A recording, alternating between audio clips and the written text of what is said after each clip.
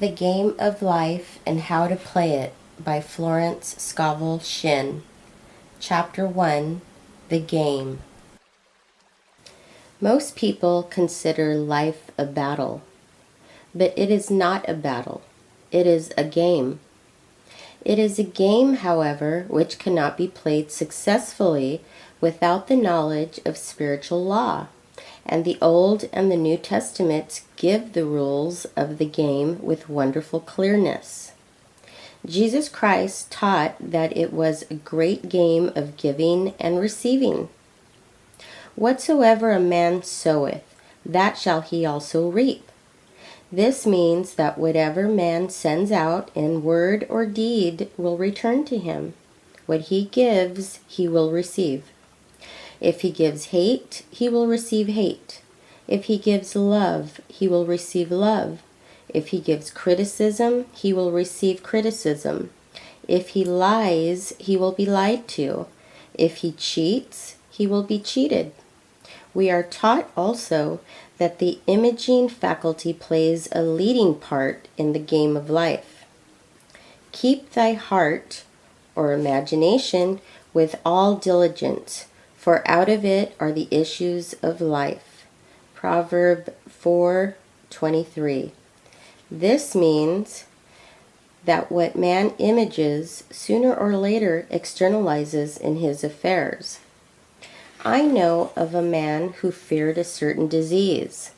It was a very rare disease and difficult to get, but he pictured it continually and read about it until it manifested in his body, and he died, the victim of distorted imagination. So we see, to play successfully the game of life, we must train the imaging faculty. A person with an imaging faculty trained to image only good brings into his life every righteous desire of his heart. Health, wealth, love, friends, perfect self-expression, his highest ideals.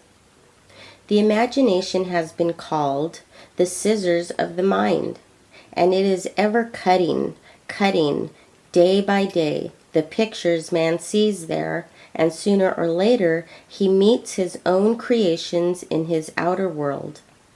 To train the imagination successfully, man must understand the workings of his mind. The Greeks said, "Know thyself." There are 3 departments of the mind: the subconscious, conscious, and superconscious. The subconscious is simply power, without direction. It is like steam or electricity, and it does what it is directed to do. It has no power of induction. Whatever man feels deeply or images clearly is impressed upon the subconscious mind and carried out in minutest detail. For example, a woman I know, when a child, always made believe she was a widow. She dressed up in black clothes and wore a long black veil, and people thought she was very clever and amusing. She grew up and married a man with whom she was deeply in love. In a short time he died, and she wore black and a sweeping veil for many years. The picture of herself as a widow was impressed upon the subconscious mind, and in due time worked itself out, regardless of the havoc created. The conscious mind has been called mortal or carnal mind. It is the human mind and sees life as it appears to be.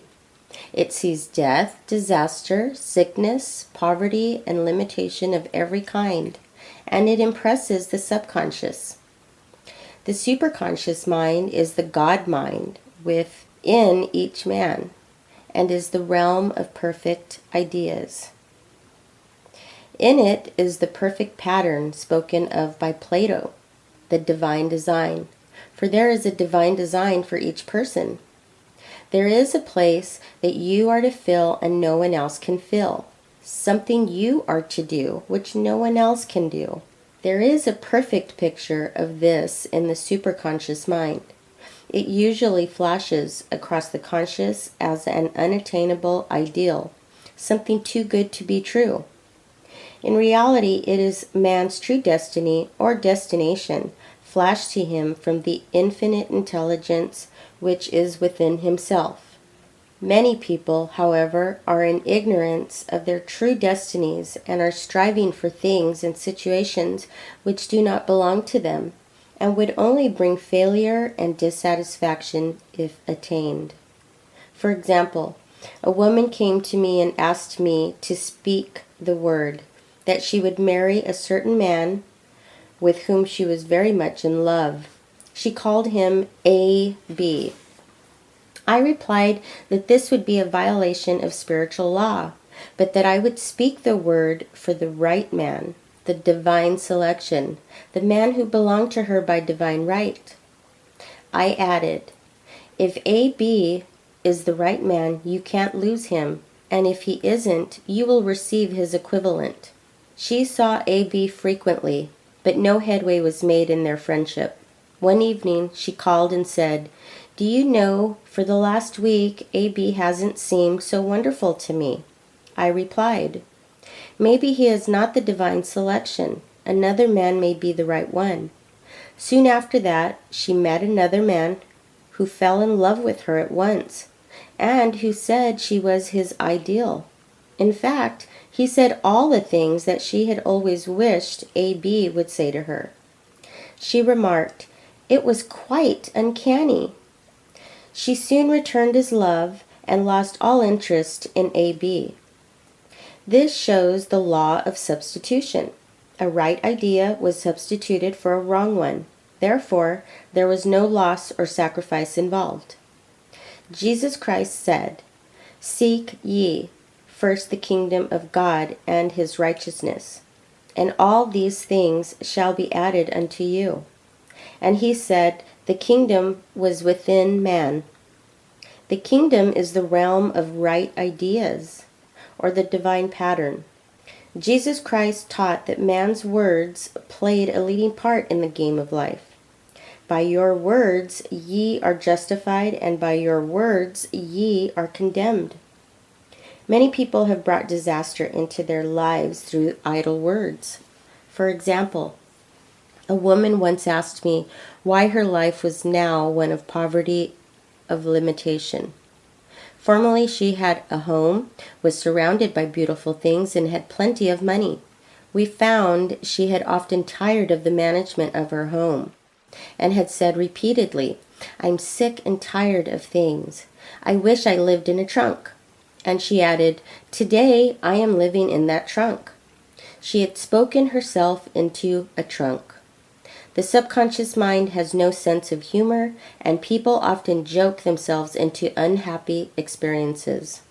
For example, a woman who had a great deal of money joked continually about getting ready for the poorhouse. In a few years, she was almost destitute, having impressed the subconscious mind with the picture of lack and limitation. Fortunately, the law works both ways, and a situation of lack may be changed to one of plenty. For example, a woman came to me one hot summer's day for a treatment for prosperity. She was worn out, dejected, and discouraged.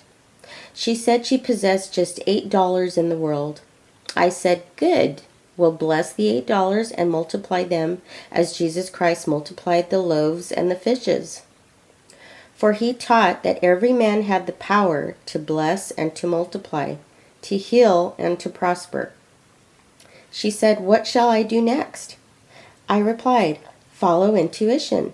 Have you a hunch to do anything or to go anywhere? Intuition means intuition, or to be taught from within. It is man's unerring guide, and I will deal more fully with its laws in a following chapter.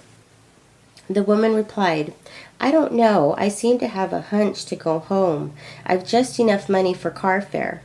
Her home was in a distant city and was one of lack and limitation, and the reasoning mind or intellect would have said, stay in New York and get work and make some money. I replied, then go home, never violate a hunch. I spoke the following words for her. Infinite Spirit, open the way for great abundance, for she is an irresistible magnet for all that belongs to her by divine right. I told her to repeat it continually also. She left for home immediately, and calling on a woman one day, she linked up with an old friend of her family. Through this friend, she received thousands of dollars in a most miraculous way. She has said to me often, "Tell people about the woman who came to you with $8 and a hunch."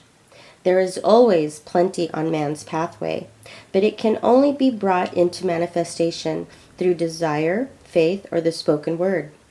Jesus Christ brought out clearly that man must make the first move. Ask, and it shall be given you. Seek, and ye shall find. Knock, and it shall be opened unto you. Matthew 7:7. In the scriptures we read, "Concerning the works of my hands command ye me." Infinite intelligence, God, is ever ready to carry out man's smallest or greatest demands. Every desire, uttered or unexpressed, is a demand. We are often startled by having a wish suddenly fulfilled. For example, one Easter, having seen many beautiful rose trees in the florist's windows, I wished I would receive one, and for an instant saw it mentally being carried in the door. Easter came, and with it a beautiful rose tree. I thanked my friend the following day and told her it was just what I had wanted. She replied, "I didn't send you a rose tree. I sent you lilies." The man had mixed the order and sent me a rose tree simply because I had started the law in action and I had to have a rose tree. Nothing stands between man and his highest ideals and every desire of his heart but doubt and fear. When man can wish without worrying, every desire will be instantly fulfilled. I will explain more fully in a following chapter the scientific reason for this and how fear must be erased from the consciousness. It is man's only enemy: fear of lack, fear of failure, fear of sickness, fear of loss, and a feeling of insecurity on some plane. Jesus Christ said, "Why are ye fearful, O ye of little faith?" Matthew 8:26. So we can see we must substitute faith for fear is only inverted faith. It is faith in evil instead of good. The object of the game of life is to see clearly one's good and to obliterate all mental pictures of evil. This must be done by impressing the subconscious mind with a realization of good. A very brilliant man who has attained great success told me he had suddenly erased all fear from his consciousness by reading a sign which hung in a room. He saw printed in large letters the statement, "Why worry? It will probably never happen." These words were stamped indelibly upon his subconscious mind, and he has now a firm conviction that only good can come into his life. Therefore, only good can manifest. In the following chapter, I will deal with the different methods of impressing the subconscious mind. It is man's faithful servant, but one must be careful to give it the right orders. Man has ever a silent listener at his side, his subconscious mind. Every thought, every word is impressed upon it and carried out in amazing detail. It is like a singer making a record on the sensitive disc of the phonographic plate. Every note and tone of the singer's voice is registered. If he coughs or hesitates, it is registered also.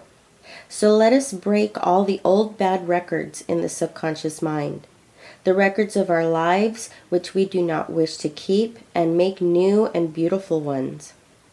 Speak these words aloud with power and conviction. I now smash and demolish by my spoken word every untrue record in my subconscious mind. They shall return to the dust heap of their native nothingness, for they came from my own vain imaginings. I now make my perfect records through the Christ within, the records of health, wealth, love, and perfect self-expression. This is the square of life, the game completed.